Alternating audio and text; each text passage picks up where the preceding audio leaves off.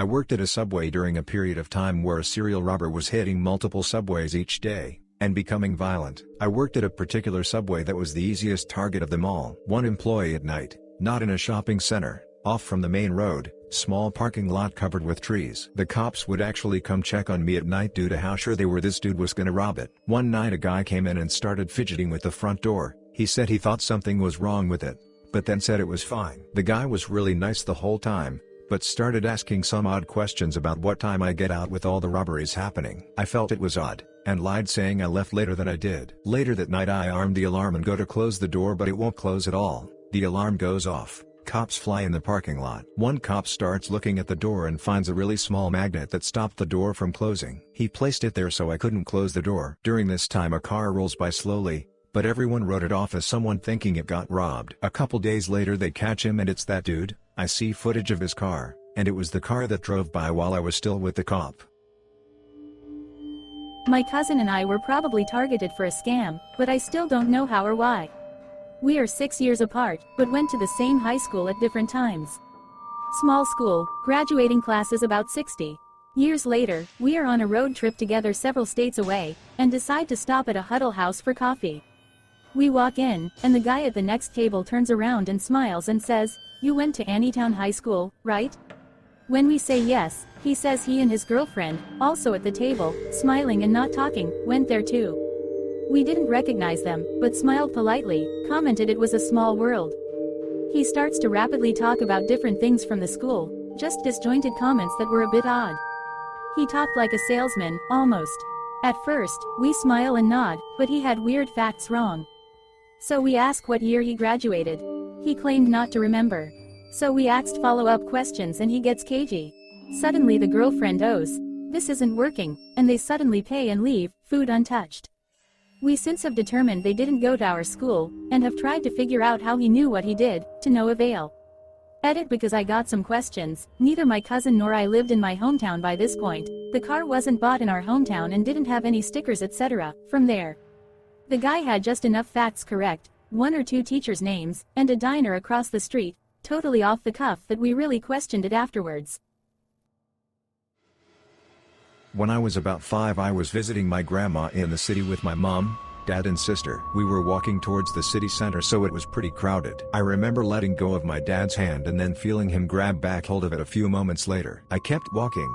I don't know how far. I hear my dad shouting from behind me and grabbing my other arm. I hear him say sorry and I look up and I realize I was holding hands with an old man that I didn't know. My dad assumed that I'd accidentally grabbed onto this man's hand thinking he was my dad. I remember him pulling me away all embarrassed and I was just thinking but the man grabbed my hand. So basically, I think some guy tried to snatch me out of a crowded area. I still don't understand why my dad thought I grabbed onto his hand. My parents were normally quite paranoid about strangers. He must have been distracted when talking to my grandma.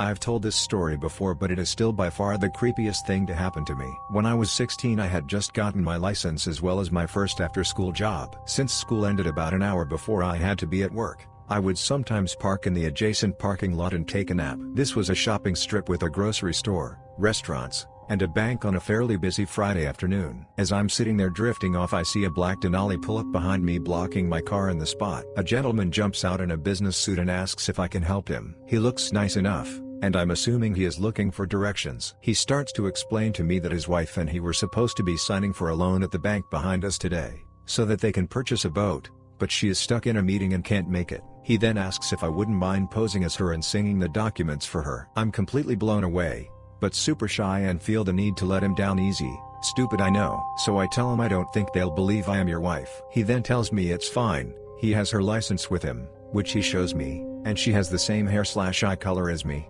so they won't know. At this point I'm freaking out. I start to notice how disheveled he looks. He's sweating, and surprise surprise, no wedding ring. I just want him away from my car so I start telling him I can't help him, that he needs to go ask someone else. He says it's fine, it'll be quick, just jump in my truck and I'll take you over there. Like I said this bank was in the same shopping strip. There would be no need to drive to it. Even in my gullible teenage mind I know this story is complete bull. I'm telling him no over and over, while scanning the parking lot for anyone who might be noticing. But of course no one has. He then starts getting irate telling me that I'm perfect and the only one who can do it, how beautiful I am, can he at least take me to dinner, and so on. I start trying to close my window and he reaches through, grabs my shoulder and starts trying the door handle, which was luckily locked. I'm so frozen I don't even really react. I can't go anywhere as he's blocking me in. Suddenly, and I'm not really sure why, I just blurt out that I'm only 16. And for some reason that freaks him out. He slowly backs away, get in his truck, and leaves. I called the police afterwards but they never followed up with me. But I just know he had found that license and made up that story as a way to lure women into his truck.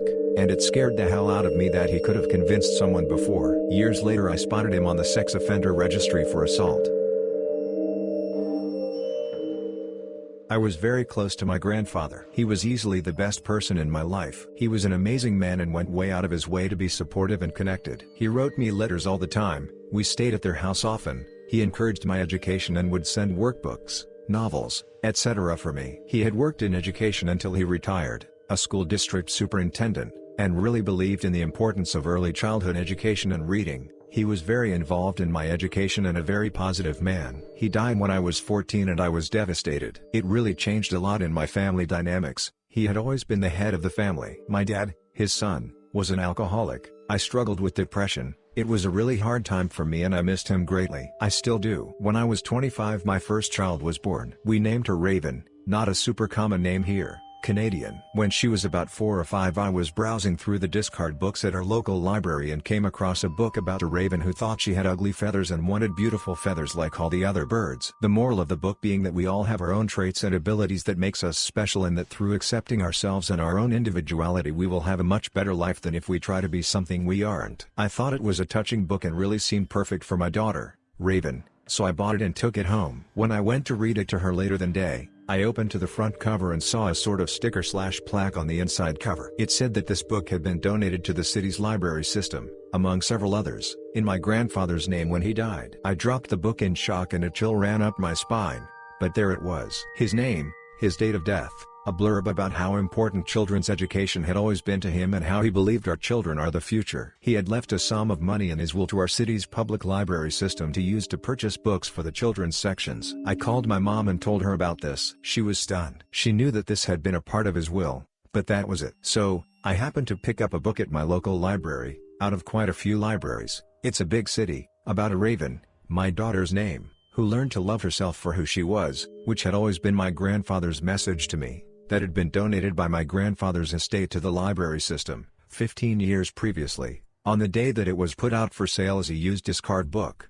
Bought it and had not found the plaque inside until I went to read it at home. It felt like a gift from him to me and my child. I can't even fathom the odds of that happening. I have never been a believer of the supernatural, and I don't believe my grandfather's ghost somehow arranged this, but it does seem to be a stretch to call it a coincidence. I like to believe that his spirit somehow still checks in on me and my kids. I don't know how else to explain this. It still sends a chill up my spine. At the time I felt such a sense of love and comfort. I have missed my grandfather for many years now. My daughter is 14, the age I was when he died. She's long grown out of reading that story, but I keep it close just the same. When I was 14, I had just moved to another state. My bedroom was sparse. I didn't even have a bed frame.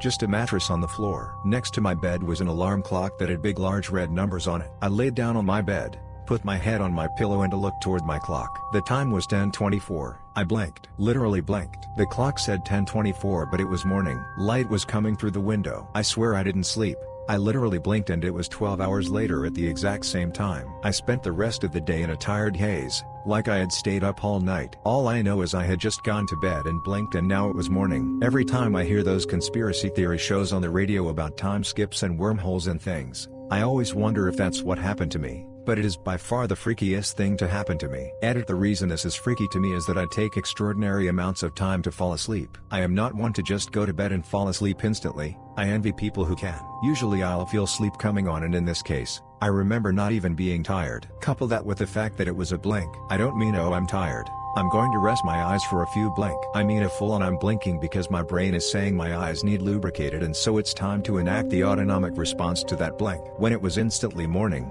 there was no morning grogginess, waking up feeling. It was a sudden passive time, no different from 1 second to the next. Also, the time being exactly the same as the thing that stuck out the most. 10:24 has always stuck in my head because of this.